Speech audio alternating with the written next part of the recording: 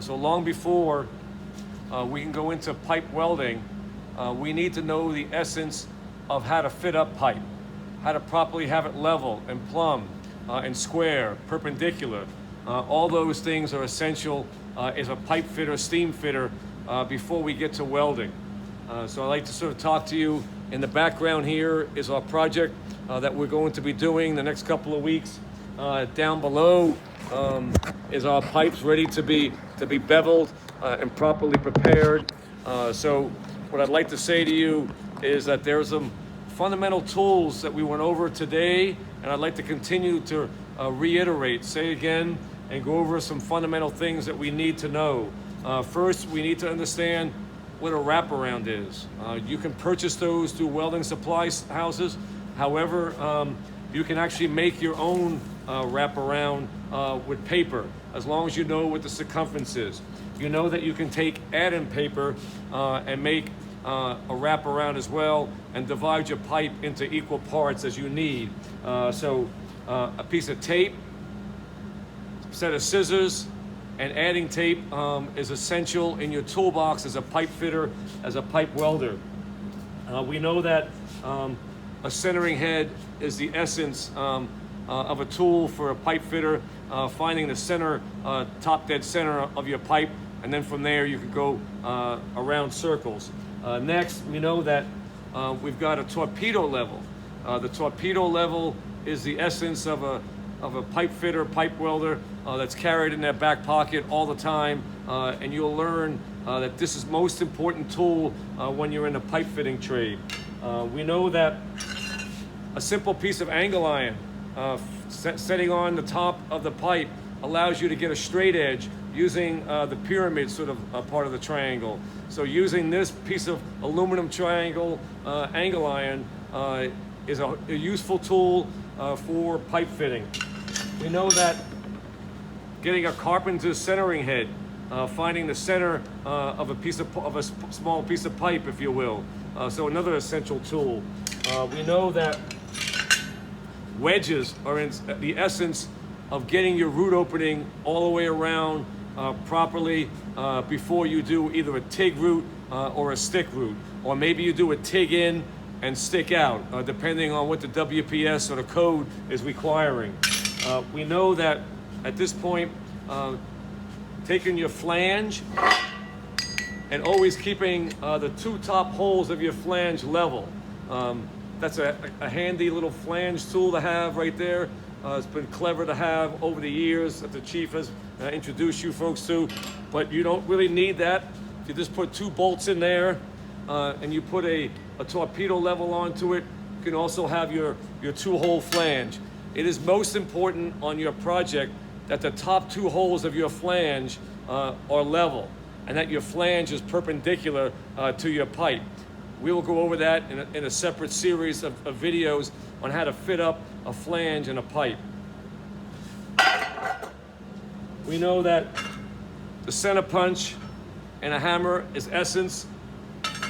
We know that you can go to a fabric store, go to Walmart, and get yourself a flexible fabric tape, another essential tool in a pipe fitter's toolbox. A simple string, industrial string if you will, is a great handy tool to have for doing pipe fitting and pipe layout work. So with that said, seniors, I'd like to bring your attention over to the pipe.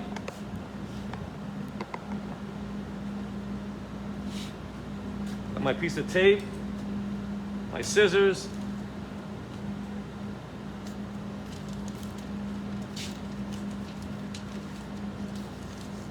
come in, take your adding tape. This has been taught to me probably 40 years ago or so. This has been around for a very, very long time, this technique. Just gonna put a little mark right there.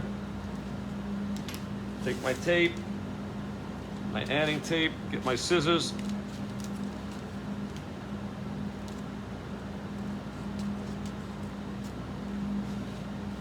Cut that.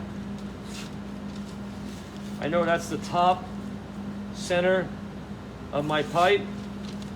I know I can take my centering head, come in, my ball peen hammer, my safety glasses on, level that.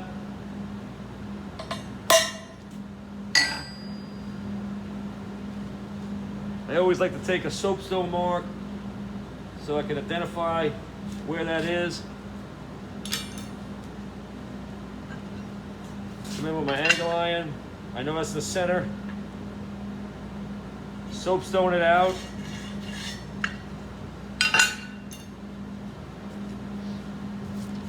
Take my tape, my adding tape,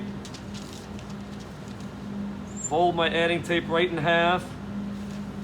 Be precise, take your time, don't be sloppy. I know that right there would be 12 o'clock, 6 o'clock, 9 o'clock, and 3 o'clock. Fold it again one more time, people. And now I've got 4 equal parts, and it's called quartering a pipe. Every part of your project, you need to be able to quarter a pipe. As a pipe fitter, as a pipe welder, quartering the pipe is the first principle of any kind of layout. So you have 4 equal parts. On here, we can go 4 to 16 to 32, if you will. So now I've got, fold it one more time, take my scissors, take the end, cut the ends at a 45-degree angle, sort of like you're in elementary school, if you will. But pipe fitters use this all the time, all over the world. And then at this point, you've got even the divisions for your pipe. Come back in again, put your pipe together, your wraparound, your self-made wraparound, if you will. Get a piece of tape.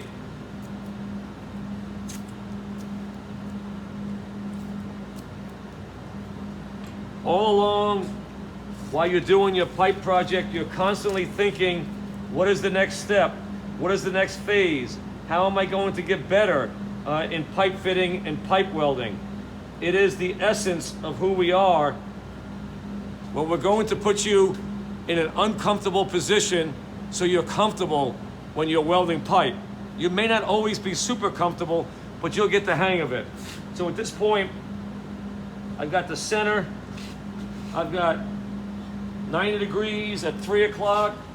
I've got another 90 degrees at 9 o'clock. I come on the bottom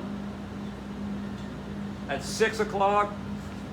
And now if I need to go at a 45-degree angle, there's my 45 right there. Every pipe fitting school in America is taught how to lay out pipe, how to quarter it, how to put branches on it, how to bevel it. And once you have those principles down to a science and you understand pipe fitting, pipe welding will come, but you need to be able to fit the pipe up first. You need to be able to understand that it needs to come together before you start welding. And once you start welding, and if it's welded wrong, then you've got to do it over. Unfortunately, if you take your time and you understand the essence of pipe fitting, you truly understand how to fit up, how to get things perpendicular and level according to the blueprint in piping, according to